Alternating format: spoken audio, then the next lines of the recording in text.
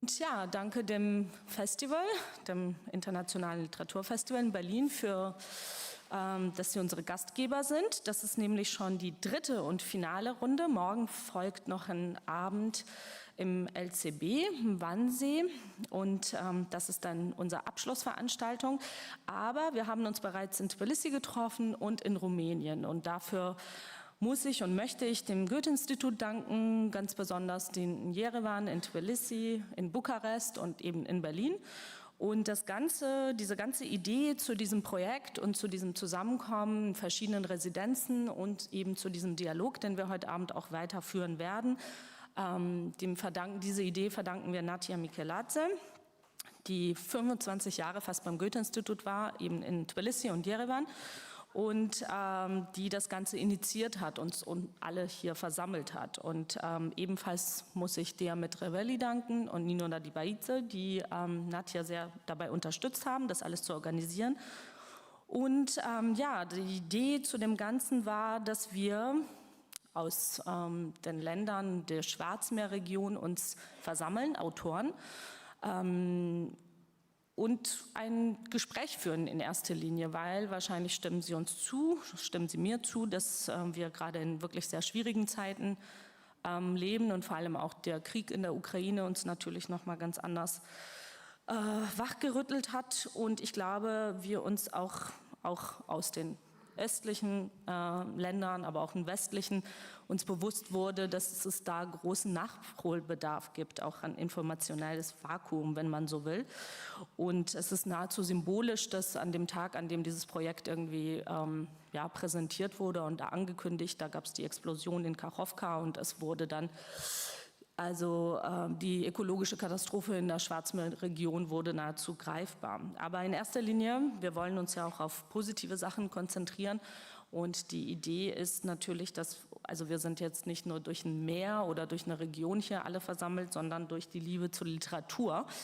Und ich glaube, dass einfach in diesen Zeiten ein Gespräch oder ein Versuch, ein Bemühen um einen Dialog nochmal eine ganz andere Dringlichkeit bekommen hat. Und ich hoffe, dass wir das heute Abend eben auch fortsetzen können mit Ihnen. Und die Idee war, dass es im Anschluss ein Q&A gibt, dass natürlich auch vom Publikum Fragen gestellt werden können. Da bitte um ein Handzeichen, damit Mikros gereicht werden können.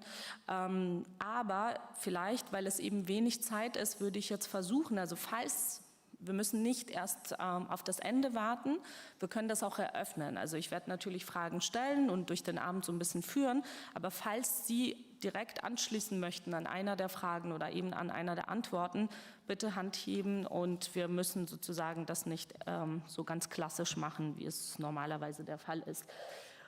Ganz kurz, Lisa Weeda, genau.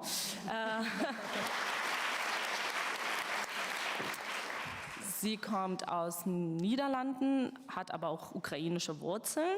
Ivanishvili aus Georgien zu meiner Seite, Bogdan Koscha aus Rumänien. Ostap Sliwinski aus der Ukraine und Armen Ohanian aus Armenien. Genau. So, und jetzt beeile ich mich damit ich möglichst viele Fragen stellen darf, weil ich ganz viele Dinge auch selbst wissen will. So. I'm sorry I did it all in English, in German, because it was kind of easier. So now I switched into English. And as we discussed this morning, feel free to answer or not to answer. So, and I opened it to the audience, so maybe someone wants to ask something in between. We don't have to wait till we're finished. But the first question, maybe I would be very thankful if we all try to define it somehow, because this is something I'm also thinking a lot about it, and I don't have an answer, or it would be difficult for me to give an answer. So is there a cultural space that we could call the Black Sea region? And if it is so, what defines it, or how you would define it? So please feel free.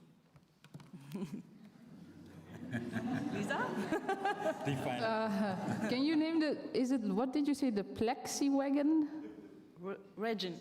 A region. Region, yes.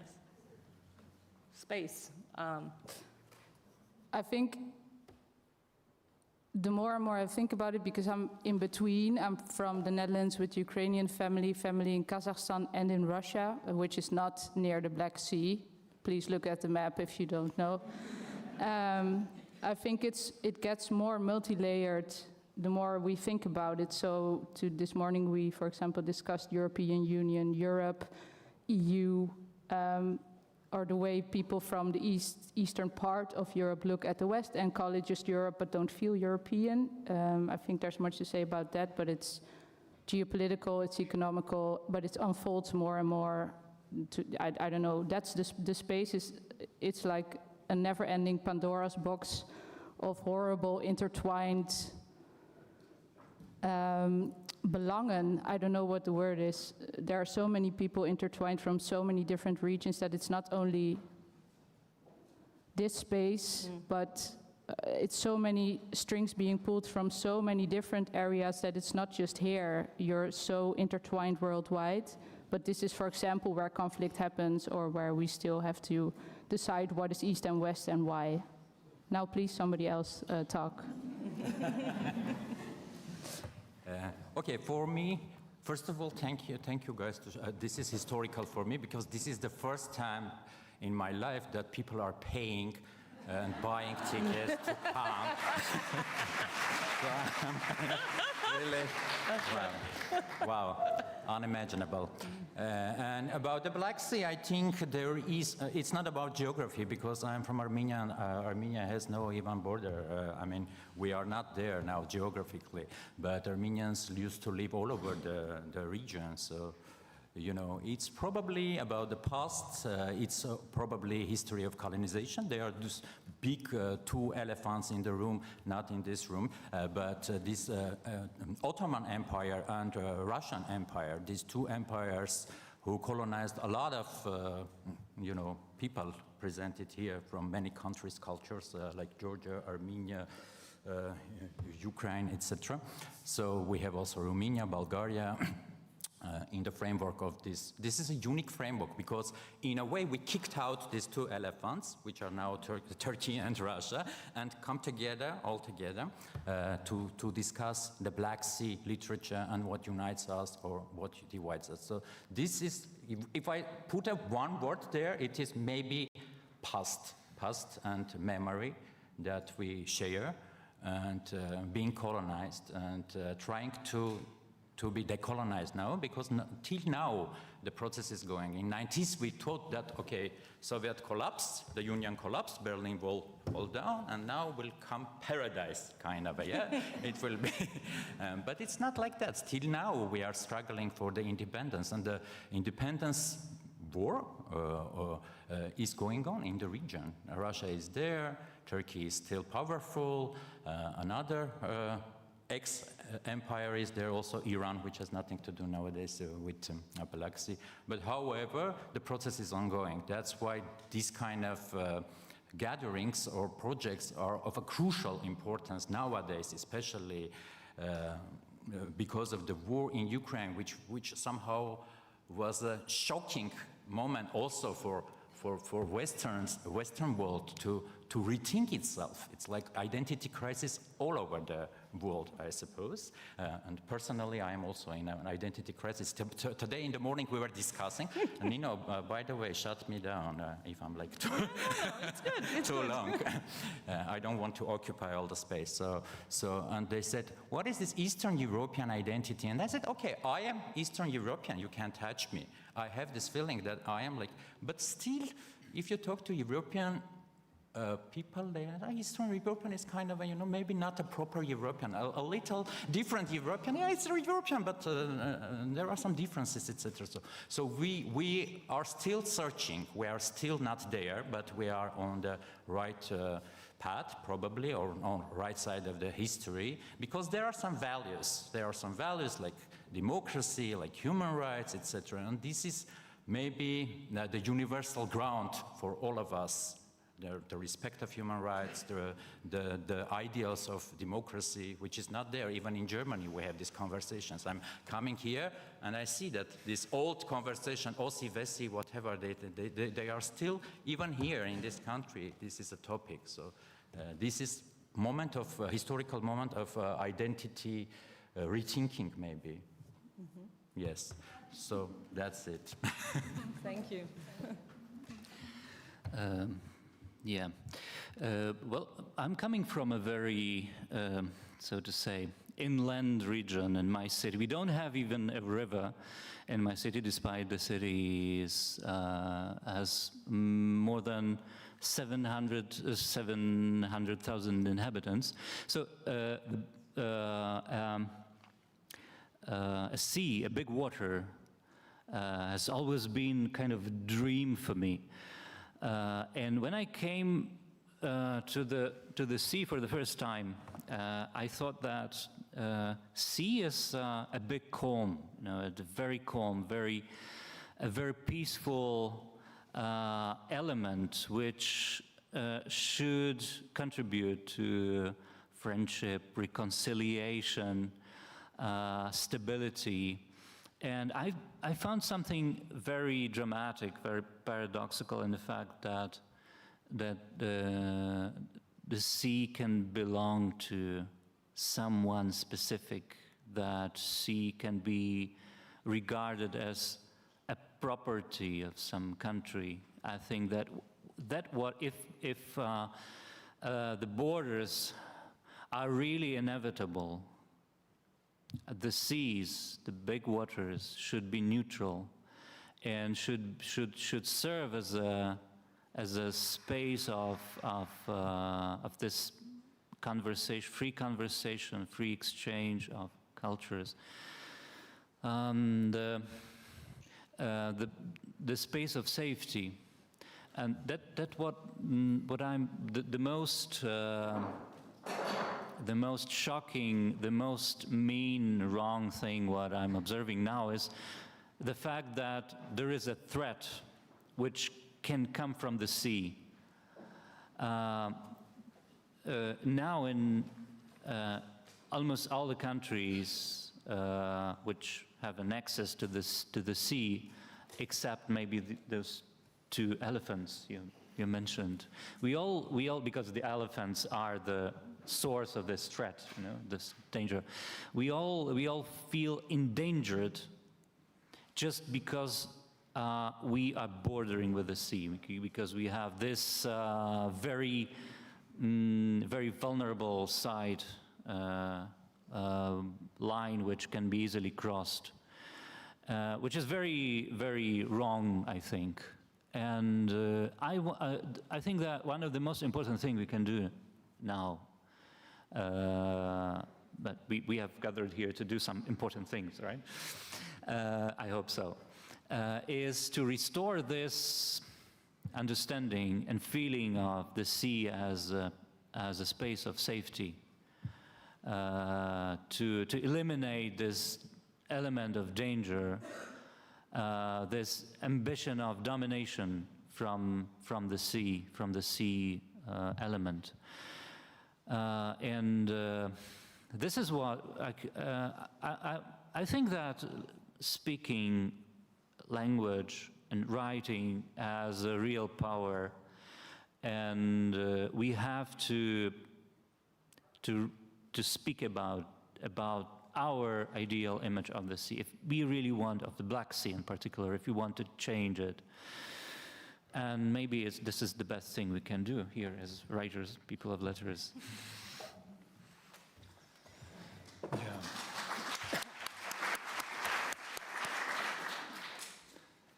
So I'm also a man that was born in the mountains, in a mountains region, and I went to the sea for the first time when I was 20, and even though I studied geography in school, I felt like that's the end of the world, like looking for the first time at 20 in the vastness of the sea. I felt that there's nothing else behind the sea.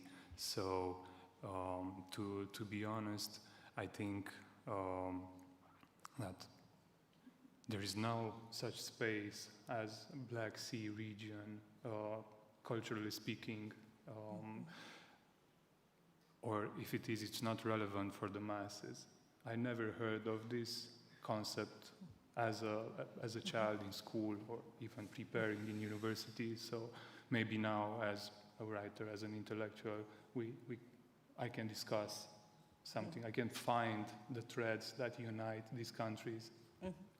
But to be honest, no, I don't think there is such a space. And if there should be one, we will have to build this space, like day by day, with our through projects like this, in the same time, and through our hard work.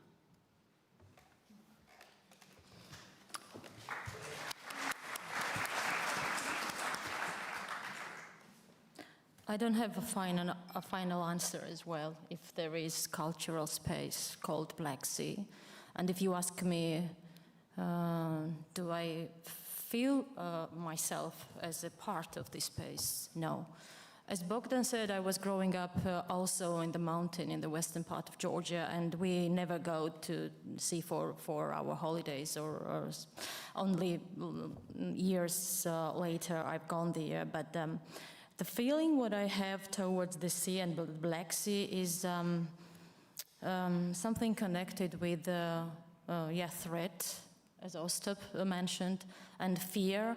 And I think that this fear we had during centuries, that somebody will come and do something with us, somebody will take this sea. And actually it happened. And I will share just short moment from my life. My dad and mom, they met when they were young in Abkhazia. This is occupied region of Russia, of Georgia by Russia now.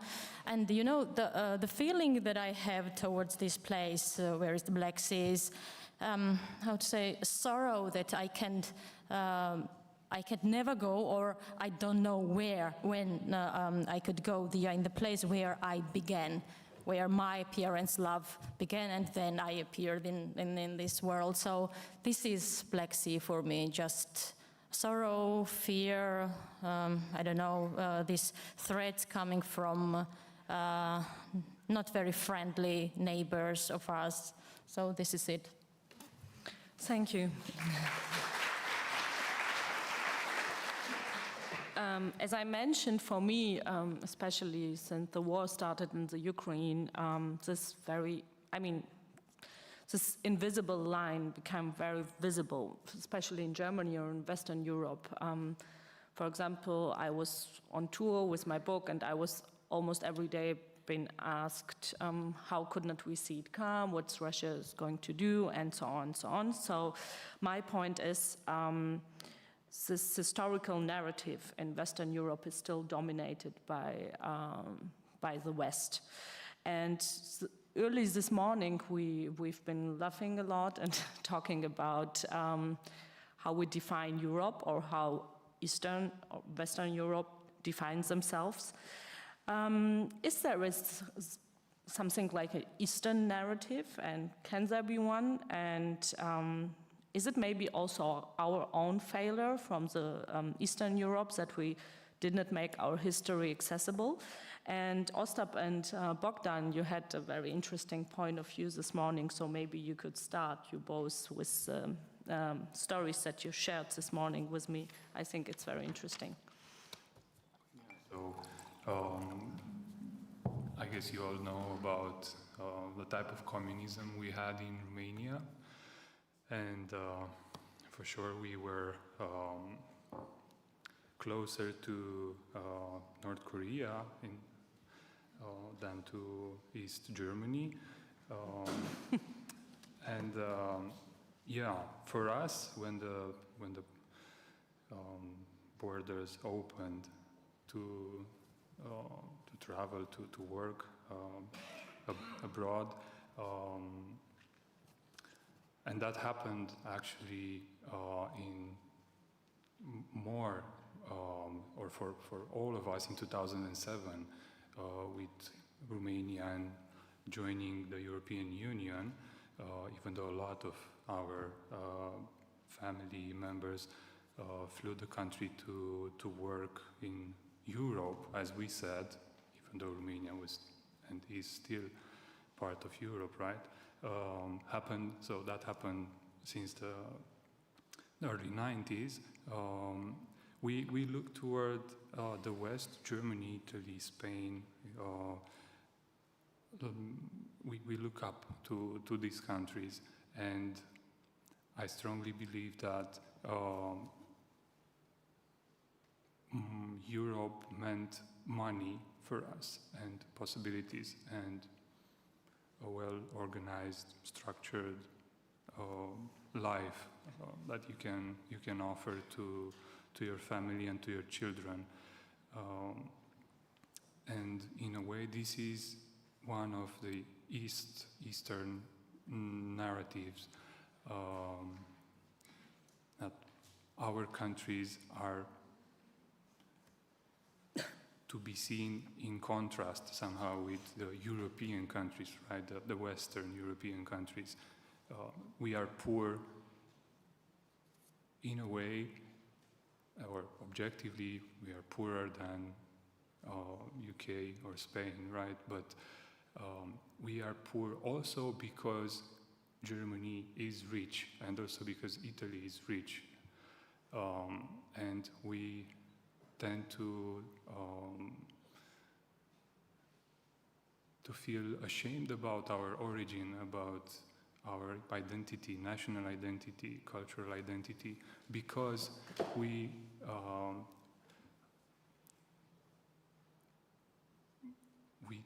understand somehow that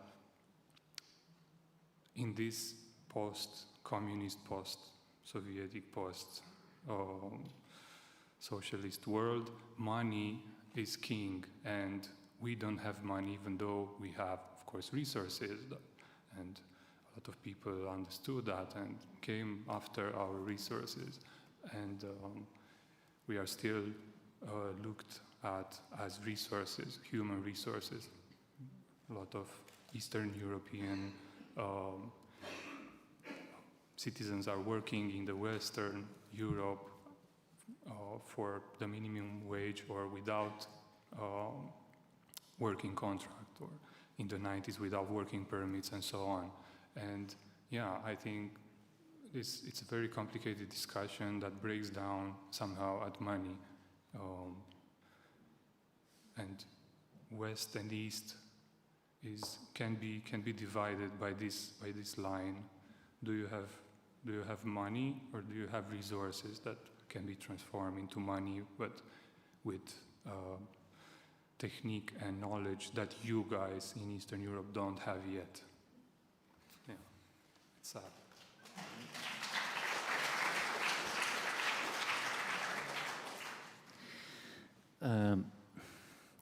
I think that the fact that Russian propaganda, for example, the fact that they use so actively the term Europe or European as in a sense of threat, in a sense of danger,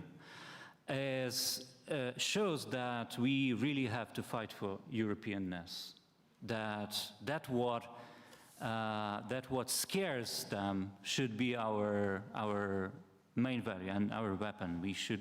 It makes sense, and it's very paradoxical that the authorities of the authoritarian state can help the Europeans rethink and find new sense in our Europeanness. And I'm now observing what is happening in the territories of Ukraine, which are occupied by Russia. Now they are trying to carry out the elections, so-called elections, which are it's an absolute theater, and it's not the election, but it's kind of kind of theater play, but they have their campaign in support of some candidates. They have some candidates, of course. All those candidates support Putin, and no other options are possible. But they often use Europe and Europeanness in their ideological rhetoric. For example, one of those quasi-candidates claim on his billboards, vote for me, vote for Russia. We won't let Europeans here with their homosexual marriages. Those poor people there don't have electricity, don't have running water, they don't have anything, they don't have safety, they're being shelled all the time. But the main threat for them are homosexual. The worst thing in the world for them should be homosexual marriages, worse than rockets and missiles. So it means that Europe now is even more than ever is a symbol of freedom and democracy and everything what can be opposed to authoritarianism. To violation of human rights, to military crimes, terror and terrorism, state terrorism in all possible versions presented by Russian regime in particular. And Europeanness has no geographical limits now, I think. Personally, for me, Georgia or Armenia, which are located more to the east than Turkey, for example, are more European than Turkey. And so-called European part of Russia, they like to emphasize that they have a European part, as if it justifies them in any way, is not European at all. But I remember one thing. When we had Euromaidan revolution in Ukraine in 2013, 2014, we waved European flags along with Ukrainian flags during the demonstrations. And I remember some European officials coming to Kyiv to support people, but in their speeches, very often, I felt some kind of fear that there is possible to fight for European values in very literal sense of this word, to sacrifice your life to the European idea. I think that it was kind of sense of responsibility for what they represented there, which was maybe slightly unbearable for them. They were not ready for such level of responsibility. They represented the idea and the institution, but first of all, the idea for which those people who were there vis-a-vis there, who were their audience there, were ready to sacrifice their lives. And I think this is also what all of us who consider ourselves Europeans should be ready for, that now we are in a situation, a historical situation, when, if not us personally, there is someone who should be ready to sacrifice his or her life for the European idea. And this can bring a new life to the European idea, to this term, to restore, revive this term. And I don't think it's an Eastern story. I don't know what is Eastern story, because Europe is not about the East and the West. It's about sense of freedom, sense of community. But can I add something? Sure, Lisa. Yes. And thank you, because I think it's really strong. Thank you that you. I'm working on a book now where dead bodies of people from the Russo-Ukrainian war end up in Dutch households, for example. So, for example, tomorrow morning you wake up, anyone here, and in the kitchen lies a dead body of someone who, for example, died in Izium or in Bucha, or maybe even, I want to expand the region, in Abkhazia or in South Ossetia. And in the book, the only thing you need to do as a Western European person, this also happens in Switzerland in the book, because I think that's quite important. And the only thing you have to do in order to, like cope with this body is just to dance, and it will come alive again. It's easy, right? Yes. But I live in the Netherlands. And every time I talk about this book, all the people in the talk shows I'm with, writers, philosophers, I don't know, I've been invited to a lot of things last year, white men, also a lot white men of 50 years and older, millennials, boomers, Gen Zers, who need a lot of self-care, I don't know why. They all say, but how long do I have to dance? Okay.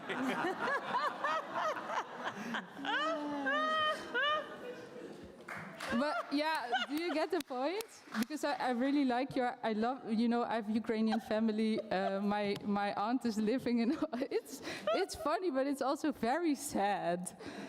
To me, this is really what, as a writer, how I can portray Europe right now. Because what you're saying about Euromaidan, the fear of people in, for example, the Netherlands, of people going to the streets every day, going to the Maidan Square, or fighting, or being a soldier in the Ukrainian war, or maybe not wanting to leave Abkhazia, for example, if they move the border of South Ossetia a little bit more to the south in 2016, I believe, to get it over the Baku oil line or gas line.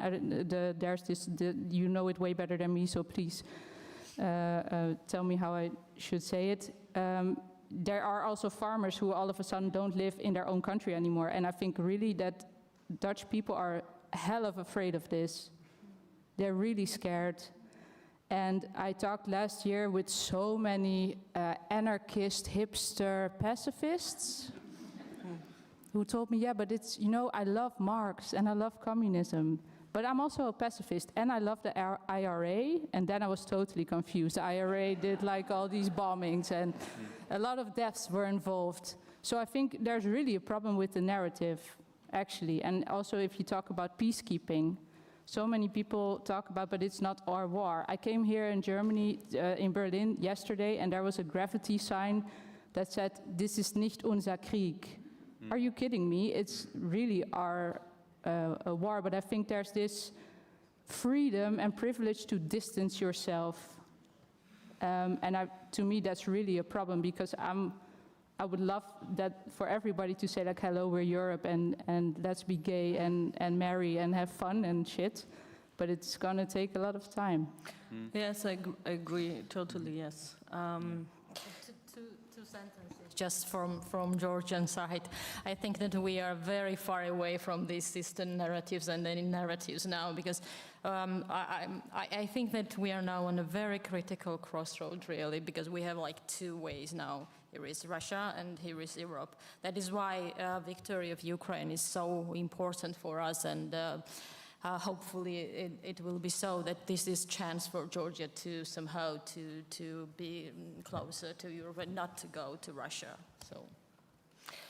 Can I also react on the question? Yes, of course. So my answer is yes, there is such thing, I suppose, as Eastern or Eastern European narrative. And I can even bring you an example. For example, if you open a school history textbook and it's written that we are not West, we are not East, we are in the middle, we are on the crossroad, it's Eastern narrative. We are unique, we are on the crossroad. It's typical Eastern narrative. You can read it in Georgian textbooks, in Armenian, etc. all this part. But I can do even a test, to let's make it a little bit interactive. When Gorbachev died, I was listening to an interview by Hariri, and he said, Gorbachev used to be my hero. And I was like, why? And he was like, because he's got such a power that he could destroy the world as a leader of this military, but he didn't. And I think that Western narrative, if there is something, okay, who thinks that Gorbachev was not a bad guy? He was a good one. Oh, okay. So Western narrative is here. Who thinks that he was a bad guy, like devil, like really very bad one? Eastern narrative. So, so the both, I mean the both, because he, maybe the truth is somewhere in the middle, but what I'm trying here to say, Gorbachev came after the earthquake in Armenia. It was 88 December, and with Raisa Maximovna, who was like really very well dressed, and then it was like after this devastating, catastrophic earthquake, like 20,000 people died, some, you know, children in the street, half naked, etc. She was in this coat, like, you know, very. And I don't know what happened, but after that, he just imprisoned all the leaders of all national movement that was going on, and it started with the pictures of Gorbachev and Perestroika and Glasnost, etc. But 1 year after, he was a devil. In Armenia, nobody was sad when he died because he was like purely bad guy in this history. So it's just one example, but there are many, many examples of Eastern narrative, how we see differently from inside the, you know, falling or collapsing empire, which is still now in a revanche in a way. You know, it's going on still. The historical process isn't finished yet. That's why sometimes these voices are not even heard, because we can say, okay, this we finished, now these are the conclusions. And another part of the story is like, you know, if you are an ordinary citizen in Germany, etc., some good thing happened to you. The wall, you know, fall on, and then the unification was there, etc., etc. So probably he deserves that Nobel Prize or whatever he got there. Yeah. So these are the differences, and I'm sure that there is Eastern narrative. And what we should do to make it really very vocal, to start a dialogue. To start the dialogue and go into details, and to start the discussion on 90s, on what's happened, what is going on right now, why is it going on. Not to blame each other, or, you know, just to, you didn't pay us, you didn't give us money, etc., but to have a real conversation, real dialogue. That's why we are here, actually, because it's a chance also to listen to you. We will have a Q&A, and to tell our stories, to tell our, you know, Eastern narrative, if there are Eastern or whatever. That's it. You should keep shutting me down, you know, shut me down. Thank you. Yes, I completely agree. In Tbilisi, I was a little bit shocked because we discovered that mostly in our countries there are books translated from English and German and French and so on, but hardly we can read each other because we have so, I mean, yeah, we're hardly translated in the neighboring countries. So what makes literature worth of translation, and what do you think? How can we support it and change it a little bit, or should we maybe adapt more to the Western market to be translated? Because this is a really kind of an important issue. I think translations are very, very important. I think that you all will admit. And why is it so? What do you think? Maybe you would like to start, Eka. Yeah.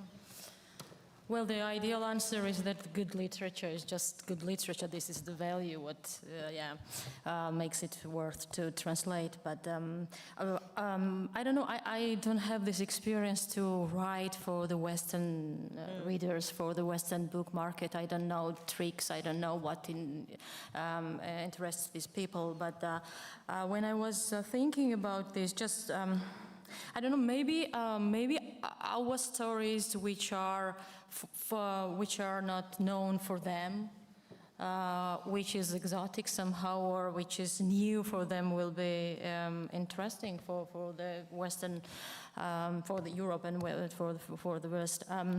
I don't know. I don't think about this when I'm writing that this is for Western readers and this is for Georgians and so on. Yes, of course. But what I want to point out, I mean, mainly why we do not translate each other like neighbor countries? Do we have that's the big question. Actually, I think that Armen will answer this question very well, because last year, for example, Armenian and Georgian writers, we met in Yerevan, and we also discovered that we know nothing about each other's.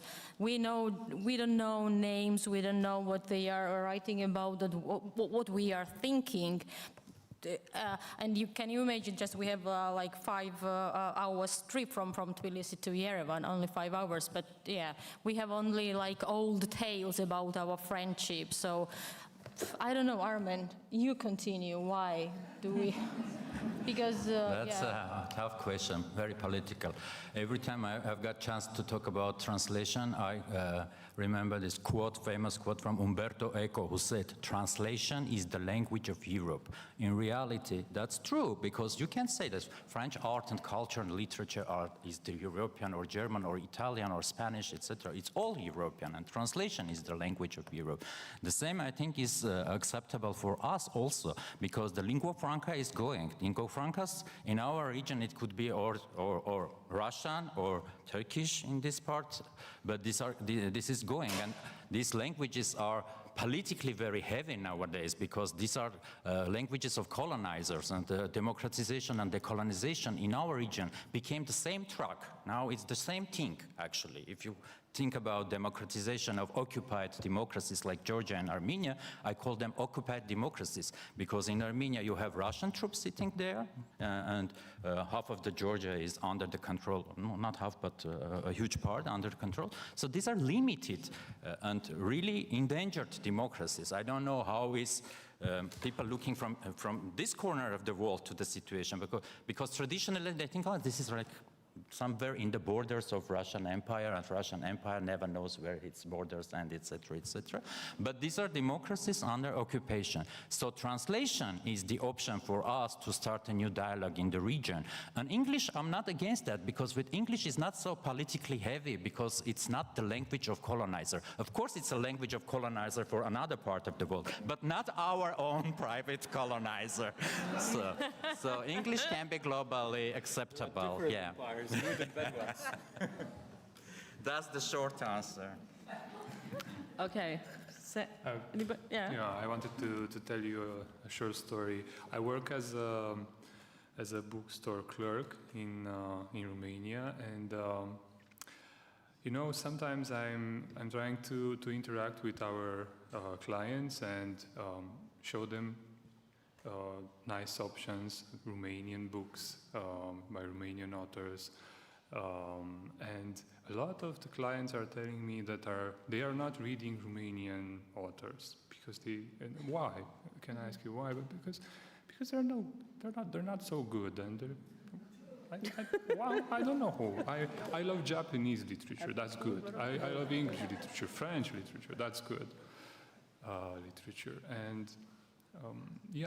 We tend in Romania to look at literature the way we look at cars. Japanese cars are good cars, German cars really good cars, and that's a problem, because if a country of almost 20 million citizens are not reading their own literature, then how on earth they will read Georgian literature or Armenian literature or Ukrainian literature?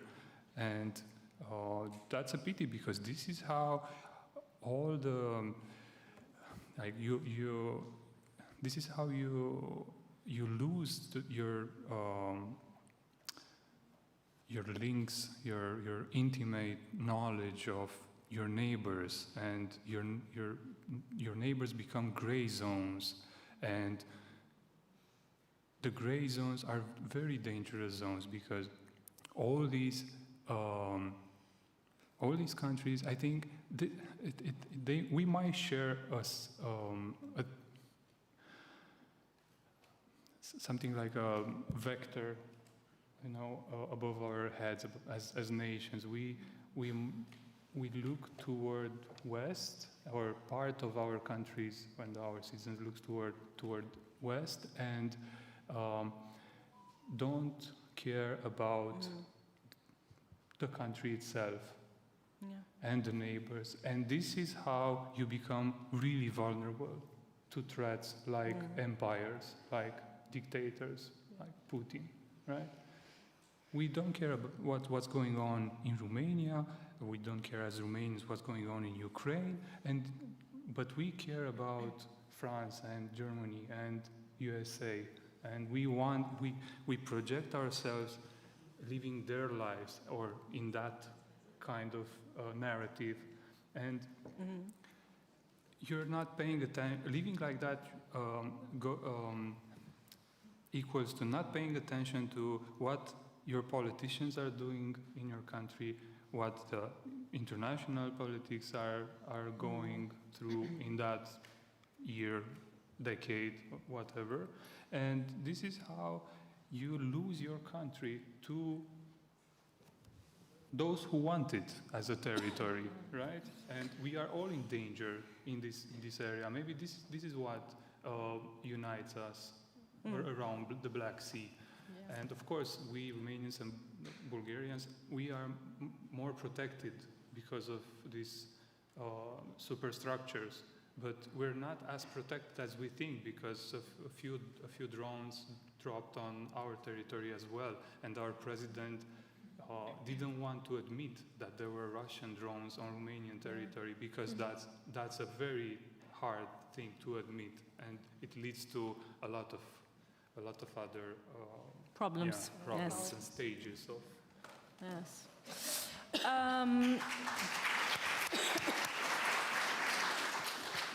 As you see, there's so much more to discuss, but yes, maybe we should open now to the audience because I'm quite sure you want to ask some questions. Yes, please. I'm very curious. I want to say what my background is, but I'm very curious. How many of you speak Russian? I do.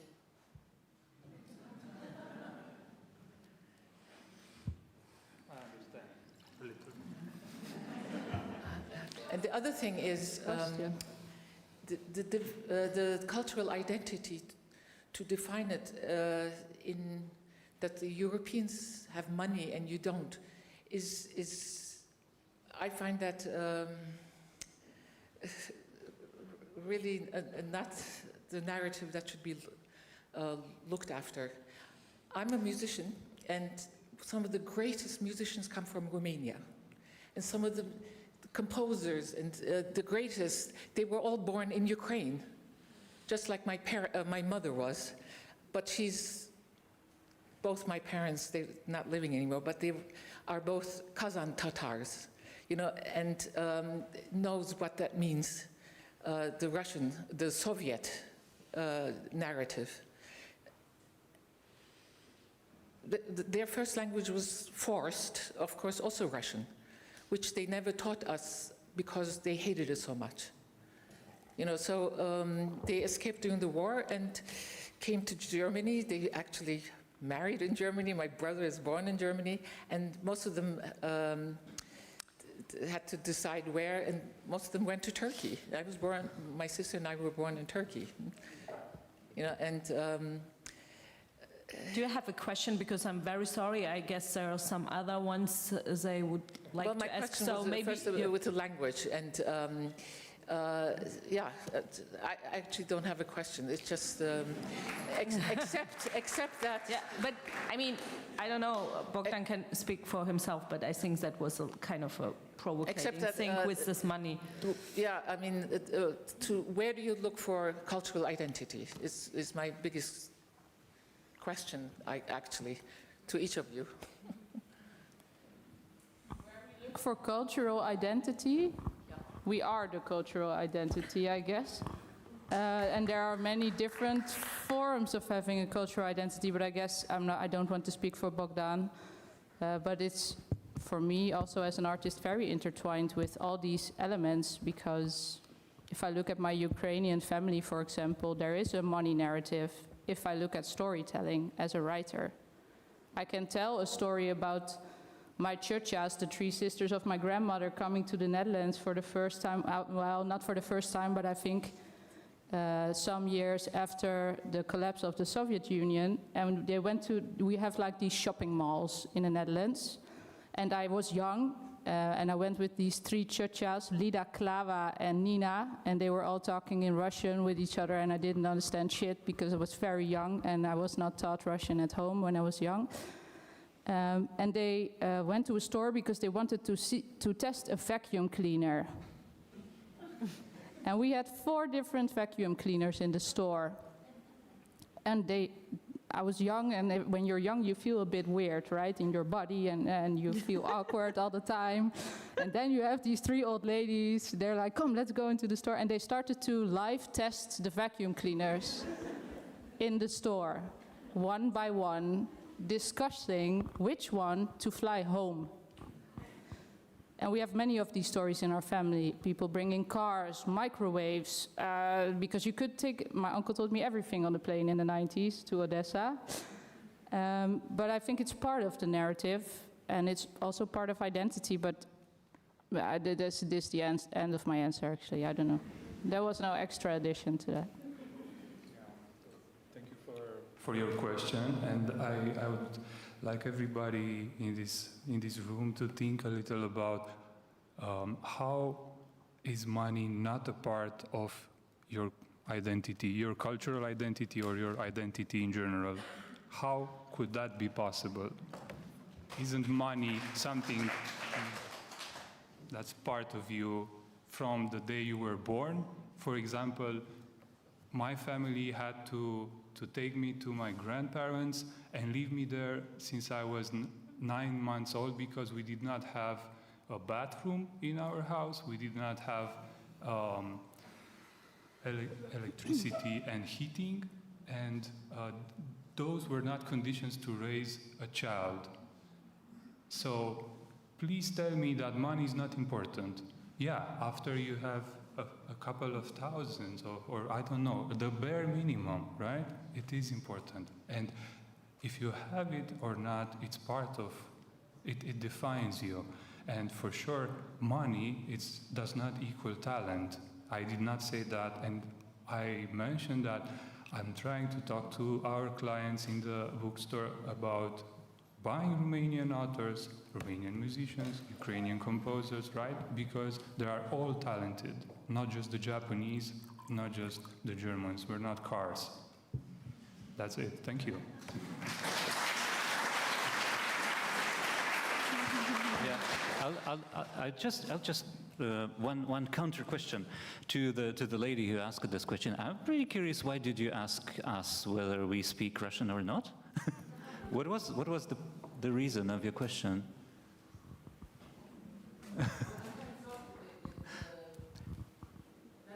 Curiosity.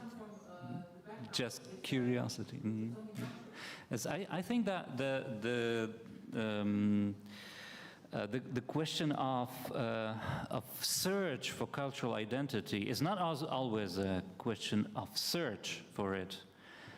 You have some identity somehow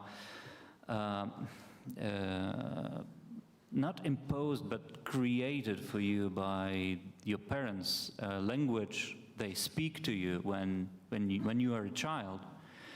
And this is not, yes, I agree that identity is a question of choice, but you make this choice always basing on something that you had received already. This choice never comes from the vacuum, from nothing, from the sky or from the cosmic space. It's always a result of something that you have already in your personality. And I must admit that I had several situations during the last year, after the beginning of the full-scale Russian invasion against Ukraine, when the people it never happened in Ukraine, but it happened several times in other countries. and people reacted, hearing me speaking Ukrainian, they reacted as if I was speaking against them. They were Russians, and they felt as if my language is not my language, but is my native tongue, but just a kind of pure political declaration. But in my case, it's not only absurd or paradoxical or wrong. In my situation, this is weird because it is the language of in which my parents were talking to me. It was not my choice. So that's why cultural identity, it is based in to the very high extent on the language we speak, but also on the way we use our language. But it is never the question of only origin or roots or education.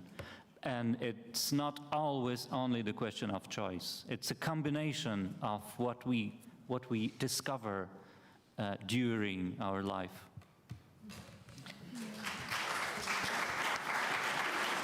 Maybe one last one, because I'm so sorry, but there's a next event. That's why we have to leave. And it's the stage. But there was one question, right? Yes, I have a question. Okay. Now my mic is working. I'm like a young student from Georgia, and I want to share a little story about me. I was 10 years old when my mother came to me and told me that the war has begun, and I was very young. In 2008, I didn't know what the word war means. And it's like a very deep generational trauma within Georgian people, like we're attending here, many young Georgian students. And I want to make a statement. Some people think that the war started in Europe in 2022, but actually the roots of this imperialism is very, very deep. It just didn't begin last year. It has begun like 2 centuries ago, when in Eastern Europe the countries was under the Russian imperialistic influence. Right now I want to make a small statement. We are young people, we are organizing in protests, and we don't have that much support. We are let's say, we started doing our demonstrations after the full-scale invasion. That's when we got the idea we have to do something, because what's happening in Ukraine is very close to our countries. And I want to ask you, because you're representative of culture, how do you see our way? How do you see the activism of young people who want to change something? Even in Germany, we need to tell the people what's the truth, because the Russian propaganda is really present here. The first thing is we are looking for help, and we are open to the people who have the same ideas as we do. But also, I want to hear what you guys think. What can young individuals, as students, do right now in Europe to make their identities more stronger and to defend our homelands? Can I say one thing and then you? I was in Czech Republic and did an interview there, and there, of course, they know words like kolchos and sovchos, and they know way more about history. When I talk about my own book, which is about the Ukrainian family history of a century, where you also see imperialism and death and generational trauma. I was talking with a journalist, and I think repetition is key, because if I talk in the Netherlands about the Holodomor, for example, the big famine of the 30s, nobody knows about it. So it starts so long ago. We need to start, if you say 200 years ago, start there and keep repeating, because in order to talk about it, you need to memorize it. And if people don't memorize it, they can't be even able to forget. And I think that's an important thing, but it's a rough start, because it's like a marathon, but I wish you all the luck in the world to do it.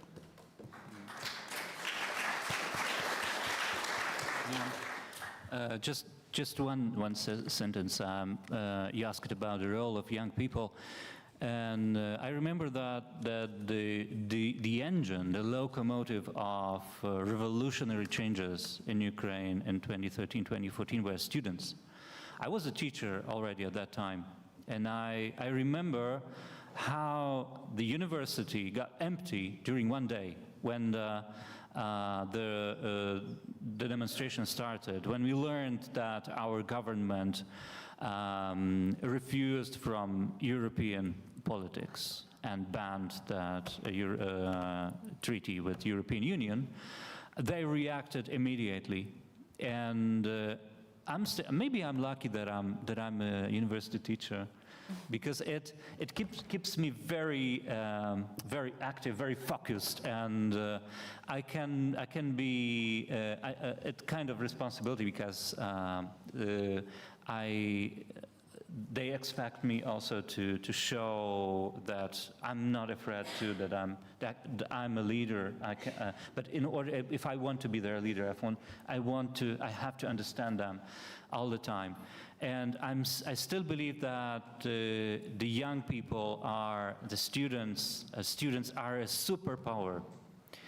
And the only hope we have, the only